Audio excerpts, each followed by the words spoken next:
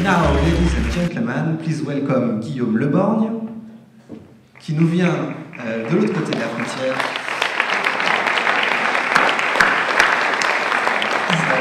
Et qui travaille dans cette vénérable institution qui s'appelle la Société nationale des chemins de fer français, la SNCF. Guillaume. Merci Simon. Pour la petite histoire, Simon et moi on s'est rencontrés il y a quelques années. À l'époque j'étais journaliste et lui il n'était pas encore chez Talab. Et voilà, on se retrouve aujourd'hui sur des sujets open data. Un petit mot pour vous remercier, amis suisses, moi qui suis lillois, de m'avoir recréé un climat qui me fait sentir chez moi ici. Et puis j'apprends que ça fait 3 semaines que vous y travaillez, donc c'est vraiment super sympa. Je suis touché, d'autant plus qu'en ce moment c'est terrible, il fait beau à Lille, et donc merci, vraiment du fond du cœur, merci. Donc oui, moi je représente la SNCF, je suis directeur de la transparence et de l'open data chez SNCF. Alors un mot pour vous présenter SNCF, même si je pense que beaucoup d'entre vous connaissent cette entreprise. Vous avez besoin de mes slides. Les voilà. Les voilà. Alors faites gaffe sur la clé, il y a un peu toute ma vie. Non, ne vous inquiétez pas, ça va, il n'y a rien de compromettant, mais ça doit être voilà, quelque part entre des séries, des photos. J'avais fait le job, je l'avais envoyé par email, je tiens à le préciser. Oui, donc je vais continuer quand même à parler. Donc SNCF, entreprise donc, publique française, qui est l'opérateur ferroviaire national, 160 000 personnes, 250 000 dans le groupe, pardon, 15 000 trains par jour, voilà, et puis d'autres entités que le transport ferroviaire, le transport urbain avec Keolis, et puis le transport de marchandises avec Geodis, donc un gros groupe de transport d'abord français, mais aussi international, de par notamment ses filiales. Et puis, pour vous expliquer un peu aussi ce qu'est notre open data et quels en sont les fondements, il faut qu'on vous dise aussi qu'on est SNCF, une entreprise publique, à 100% de capitaux nationaux, qui est gestionnaire de biens publics, l'infrastructure ferroviaire, les gares, tout ça, c'est du bien public français, qui est concessionnaire de contrats de services publics, donc exploitant de transport pour des régions, pour les villes, et puis qui aussi a des services de transport qui sont des services en concurrence. Ça peut être du transport international de passagers, ça peut être les transports urbains, ça peut être le fret, qui est en concurrence directe. Voilà, ça y est, j'ai mes slides. Voilà, et donc je dirais ces différentes composantes de la SNCF expliquent aussi le fait que notre open data n'est pas uniforme. Alors, pourquoi on s'est lancé dans l'ouverture de données, dans l'open data, de manière très volontariste depuis 2014. À cette époque, rien ne nous y obligeait. Aujourd'hui, c'est un poil différent puisque la législation française, comme expliquait Simon, s'est mise très sérieusement à travailler le sujet. Mais nous, on a vraiment eu une approche assez volontariste sur le sujet. On l'a fait parce que, je viens de vous le dire, on est une grande entreprise publique et en ce sens, on estime qu'on a un devoir de rendre public nos données, mais pas que. On l'a fait aussi et surtout parce qu'on estime qu'on y a intérêt. Tout ça est très intéressé. Premier point, on vit dans une période où la parole publique, la parole des institutions n'est plus crue, n'est plus crédible peut-être, et plutôt que du storytelling, plutôt que de raconter la vérité telle qu'on la voit, ouvrir des données est un moyen aussi d'être entendu et d'être jugé. Ok, vous pensez ça, regardez nos données et jugez-en par vous-même. Premier point, et ça permet d'éviter certains poncifs, fantasmes, ou des fois, les choses sont vraies, hein, il faut le reconnaître. Deuxième point, pour nous qui sommes une entreprise ancienne, la transparence nous permet de générer du changement. Si on montre la réalité de ce qu'est notre activité telle qu'elle est, on montre aussi des choses qui ne sont pas forcément que positives, et ça nous pousse en interne, même si c'est compliqué, même si c'est difficile, ça nous pousse à bouger. Et puis, troisième point, j'en ai dit un mot, nous le faisons aussi par esprit de redevabilité. C'est plus classique, mais on est une grande entreprise publique, on opère des services publics, on appartient aux Français, ils se sentent propriétaires de SNCF, et en ça, on leur doit des comptes, à la fois sur ce qu'on fait et sur ce qu'est notre activité. Alors, donc mon tout est la maxime suivante, prendre en main la transparence. Dans un monde numérique, de toute façon, il est illusoire de vouloir se cacher, donc on préfère ouvrir nos données, les livrer, plutôt que de se les faire piquer, plutôt que de les voir reconstituer. C'est beaucoup plus intéressant, c'est beaucoup plus valorisant, c'est participer à un mouvement qui est vertueux, et donc c'est le principe qu'on essaie de mettre en œuvre depuis 2 ans.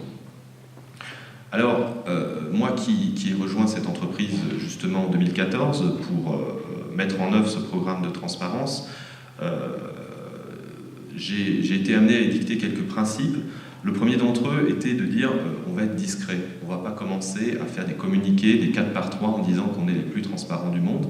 D'abord parce que c'est pas vrai, et puis ensuite parce que la transparence, c'est pas quelque chose qu'on peut, enfin c'est pas des palmes qu'on peut s'auto-décerner. C'est quelque chose qui se prouve, et donc, ma foi, on va chercher à le prouver. Deuxième chose, évidemment, c'est valable pour les administrations, mais c'est aussi valable pour les entreprises publiques. Forcément, il y a des limites. Les limites, vous les connaissez, mais je vous le redis quand même. Tout ce qui concerne la sécurité et la sûreté, quand on opère des trains, forcément, on ne peut pas tout rendre public. Tout ce qui concerne le secret des affaires, alors évidemment la question est où est-ce qu'on met la frontière, et c'est là que parfois il y a des débats en interne. Et puis évidemment les données personnelles, on a des tonnes de données personnelles sur nos clients, il n'est évidemment pas question de les ouvrir. Voilà, alors une fois qu'on a dit ça, oui, non, j'oubliais, troisième point important, ne pas éviter les sujets sensibles. On peut se faire sa petite transparence à la carte, avec que les jolies données du monde enchanté qui nous intéressent, mais évidemment, ce ne sera pas crédible à l'instant. Donc, l'idée est, autant que possible, de rendre publiques toutes les données, y compris celles qui ne nous sont pas favorables. Ce qui, évidemment, parfois, est un poil complexe en interne, vous comprendrez. Mon tout donne la maxime suivante qu'on essaye de s'appliquer, qui est que toute donnée mérite d'être exposée. Alors chaque mot est pesé. Vous remarquerez que c'est pas toute donnée doit être ouverte, mais on cherche à inverser le paradigme interne qui est celui qui est le propre de beaucoup d'entreprises, de réseaux, avec une forte identité sécuritaire, qui en gros, on planque tout. Donc déjà, commencer par faire comprendre aux gens qu'on peut plutôt partir du principe inverse, c'est-à-dire, est-ce que je peux ouvrir cette donnée ? Si je peux l'ouvrir, à quel public ? Est-ce que c'est uniquement un public interne ? Est-ce que c'est un public un peu plus large ? Est-ce qu'on peut l'ouvrir en open data ? Et si on ne peut pas l'ouvrir complètement en open data, quelle est la granularité qu'on peut offrir ? Donc l'idée est d'inverser le paradigme, et évidemment, c'est pas simple. Alors, je vous parlais des données qu'on a ouvertes. On s'est évidemment attaché à ouvrir assez vite les données qu'on attend de nous, opérateurs ferroviaires, donc qui sont les données de circulation. Alors, là, ici, vous avez notre petit baromètre de la régularité. Les données sont ouvertes en open data. Donc, la régularité des trains. La régularité, elle n'est pas toujours bonne, on peut la comparer. Des fois, les trains ne sont pas à l'heure, ça arrive. Rarement, hein, mais vous le savez. Mais c'est des choses qui arrivent. Et donc, on l'assume. Donc, aujourd'hui, elle est sur une granularité mensuelle, mais on va passer très bientôt en J+1, c'est-à-dire la régularité de la veille. On a aussi ouvert toutes nos données horaires planifiées des transports publics opérés par la SNCF. Donc ça fait plus de 2 ans qu'elles sont en ligne, sous un format GTFS. Et puis plus récemment, on a ouvert une API qui combine tous les types de trains SNCF avec à la fois horaire planifié et le temps réel. Et cette API donc, est ouverte selon un modèle freemium.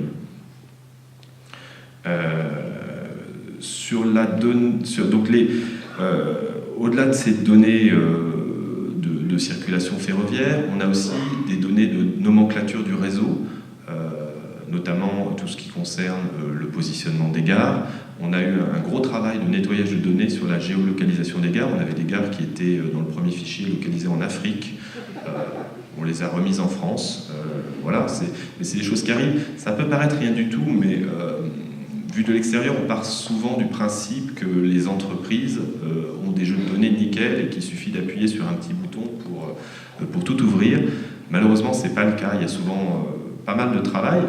Et étant moi-même un promoteur interne de l'open data, je travaille beaucoup sur ce sujet-là avec les services concernés pour leur montrer tout l'intérêt que ça peut avoir aussi de nettoyer leur base et puis de les rendre publics. On a eu un gros travail de transparence sur le sujet de la sécurité ferroviaire, donc la sécurité des trains en fait. On publie depuis un peu plus d'1 an tous les rapports et audits de sécurité de nos sites industriels, donc, qui sont publics avec les notes, les points forts, les points faibles. Donc tout est sur le site Open Data. Les comptes rendus des réunions avec les associations sur le thème de la sécurité, et puis surtout quelque chose que nous sommes, à ma connaissance, le seul opérateur ferroviaire à faire, on publie tous nos incidents ferroviaires. Donc chaque semaine, on laisse une petite semaine de délai pour pas que ça interfère avec les enquêtes en cours, des choses comme ça. Chaque semaine, on publie en open data tous les événements critiques de sécurité qui ont eu lieu sur le réseau français. Donc vous avez des déraillements, des portes ouvertes en ligne, des choses. Enfin, vous pouvez aller voir sur data.sncf.com. Tout ça est public. Ça fait l'objet évidemment de débats au moment où on l'a fait. Mais on a considéré que c'était aussi de montrer que c'était le quotidien d'une exploitation ferroviaire, qui avait plein de petits pets, de choses qui souvent étaient rattrapées, contrôlées, parce qu'on a beaucoup de systèmes de sécurité qui permettent qu'il n'y ait pas ou très peu d'incidents graves, mais on a considéré que c'était aussi normal de montrer ça. Alors, voilà ce que ça donne sur l'interface. Vous voyez, électrocution d'une personne. Il y a des choses quand même assez sensibles. On a des jeux de données aussi sur des choses qui se produisent, qui sont le quotidien d'une gestion d'un réseau ferroviaire, des personnes heurtées par un train. Donc on a pas mal de jeux de données en sécurité. Vous pouvez aller jeter un coup d'œil. Sur le sujet de nos relations avec l'autorité politique, on publie depuis 1 an et demi tous les courriers que la direction de l'entreprise échange avec des acteurs institutionnels, principalement les élus. Alors ça aussi, c'est quelque chose d'assez nouveau. J'ai essayé de faire un petit benchmark, je n'ai pas trouvé d'équivalent ailleurs. L'idée est la suivante. Un élu écrit une lettre à Guillaume Pépi, le président de la SNCF, ou un membre du COMEX, et dans la lettre de réponse, on lui dit sauf si vous vous y opposez, dans 15 jours, votre courrier et notre réponse seront publiés sur sncf.com. Donc ça fonctionne. Alors on a eu beaucoup d'échanges avec le service juridique, parce qu'on avait peur d'avoir des tas de contentieux où ça devienne une tribune. Le fait est que depuis qu'on a mis ça en place, on a eu 2 refus de publication, donc ce qui n'est pas énorme, mais ma foi, le sujet se passe plutôt bien. Mais on touche là aussi aux limites de la loi française, parce que si on voulait faire les choses complètement bien pour être bordé, il faudrait qu'on demande l'autorisation préalable, c'est-à-dire qu'on demande aux gens de explicitement nous dire oui, je veux que tu publies mon courrier sur ton site. Autant dire qu'on en aurait énormément à ce jour. Donc ça c'est la transparence avec le monde politique. On a eu une grosse activité avec la filiale Gare et Connexion, SNCF, d'abord qui est une de nos activités les plus publiques, la gestion des gares. Et puis, la transparence a besoin d'un portage politique toujours. Et il se trouve que le patron des gares chez SNCF est mon ancien patron qui m'a recruté et donc qui a mis en place la politique de transparence avant d'être patron des gares. Donc forcément, en passant chez Gares et Connexions, il a tout de suite voulu être un bras armé de la politique de transparence. Qu'est-ce qu'on publie sur les gares ? Donc des documents qui s'appellent les instances régionales de concertation. En gros, c'est le rapport annuel des gares. Donc c'est des pavés comme ça, avec tous les comptes, tous les projets, tous les travaux, toutes les stats des gares qui sont publiques, qui sont publiées une fois par an. On publie depuis l'an dernier la totalité des échanges aussi, puisque ces instances de concertation en fait, regroupent les collectivités qui sont concernées par la gestion d'une gare. Et donc on a aussi la genèse de ce qui amène à la décision publique. Voilà. Et puis on a publié donc un référentiel des gares avec tous les points d'intérêt, tous les équipements d'accessibilité. Bon, ça c'est assez classique. On a publié la fréquentation de toutes les gares françaises. Donc chaque année, il passe tant de passagers dans telle et telle gare. Et puis on a des jeux de données temps réel, les objets trouvés. Donc tous nos systèmes d'objets trouvés en France remontent en temps réel sur la plateforme Open Data, ainsi que les objets rendus 10 jours après. On a le même type de jeu de données avec les dysfonctionnements en gare, qui sont constatés par les usagers. Et donc c'est pareil, on a un jeu de données sur ce sujet, et puis un jeu de données sur la propreté des gares qui est en cours d'ouverture. Un mot pour vous dire donc, ce qu'on a fait depuis 2 ans. Donc, quand j'ai pris le programme, on était à 18 jeux de données ouverts, principalement des jeux de données sur la circulation des trains. Et donc on est aujourd'hui à 82 jeux de données. Alors les chiffres ne sont pas forcément révélateurs de la qualité des données qui sont derrière, mais j'ai quand même l'impression qu'on a pas mal ouvert de choses. On a 18 millions d'appels mensuels sur nos API.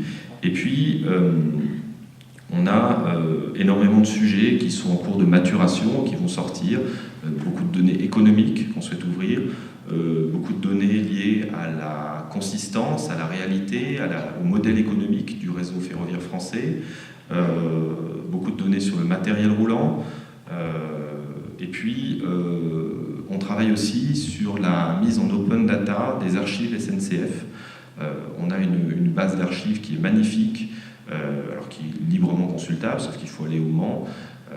Et voilà, tout le monde n'a pas envie d'aller au Mans. Donc on est en train de faire une campagne de numérisation et on rendra public en open data une sélection, parce qu'on ne peut malheureusement pas tout numériser, mais une sélection de nos archives d'ici à la fin de l'année.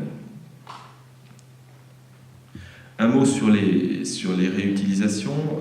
Donc vous l'avez compris, moi je suis plutôt un ouvreur de données que quelqu'un qui travaille avec les startups, et même si évidemment je travaille main dans la main avec ces services-là, mais les réutilisations sont une des choses extrêmement importantes quand on ouvre les données. Alors, réutilisation externe, d'abord on a des applications, on en a une grosse centaine qui sont identifiées. C'est beaucoup et c'est bien peu, je pense que ça va évoluer avec l'API. On a énormément de contacts en ce moment avec des voyagistes, avec des sociétés de taxi, avec des sociétés qui font de l'info multimodale. Donc le type de réutilisation le plus classique est celui que vous voyez en haut à gauche. C'est des applications du type CityMapper. Voilà, Simon en parlait tout à l'heure, nos données les ont.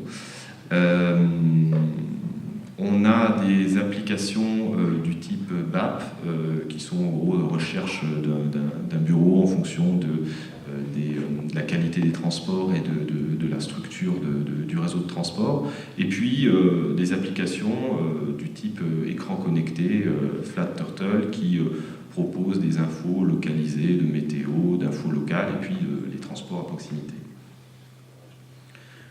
On a d'autres réutilisations externes qui sont des réutilisations presse et grand public. Alors vous voyez celui-ci, il est dans ma présentation depuis un moment, donc mais il tombe à point nommé.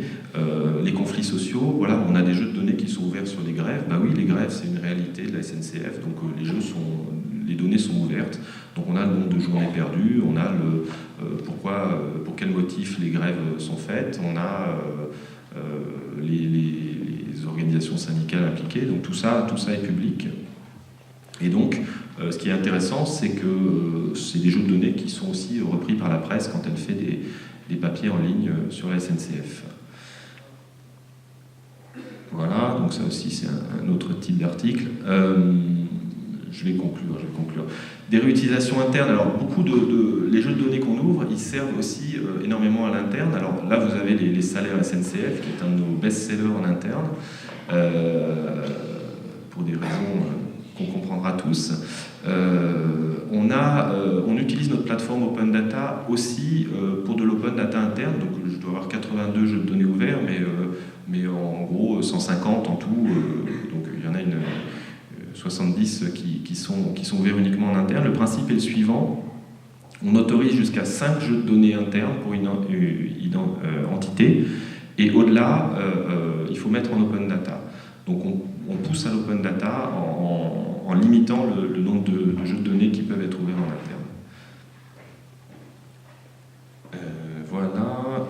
Un dernier mot quand même sur un sujet qu'on a poussé l'an dernier.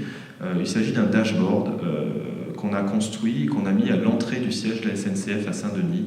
Et ce dashboard, donc, qui fait une dizaine de mètres, 10 écrans, qui est très visible à l'entrée de l'entreprise, est censé représenter l'activité SNCF en temps réel. L'idée, c'est de donner une culture de la data, montrer que l'open data, ça peut aussi être quelque chose de positif, de valorisant, qui montre ce qu'est la réalité. Donc on a tout, hein. On a les retards, on a les tweets sur SNCF, donc quand il y a des choses méchantes qui se disent sur nous, il y a des choses méchantes sur le mur. On a mis un filtre à grossièreté parce que quand même, mais globalement, l'idée est d'accepter la critique et même de la montrer. Ce qui est intéressant avec cette grande data vise, c'est que ça pousse vers l'open data des populations qui n'y seraient pas venues forcément autrement. Je pense qu'il faut toujours offrir un intérêt aux gens.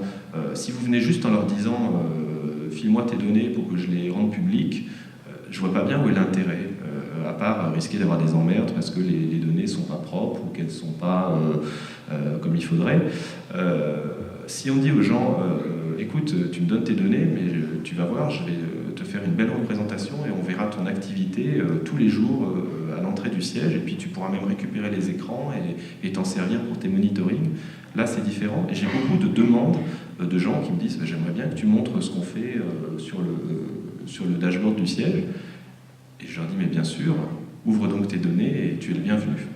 Voilà, ça sera ma conclusion. Merci beaucoup.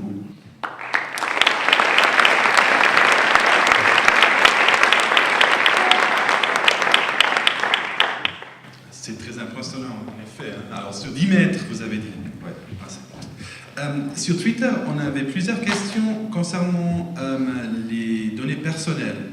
C'est-à-dire si vous devez anonymiser des données, et aussi, qu'est-ce qui se passe si je vous demande les données personnelles sur moi, comme Open Data? Est-ce que c'est possible?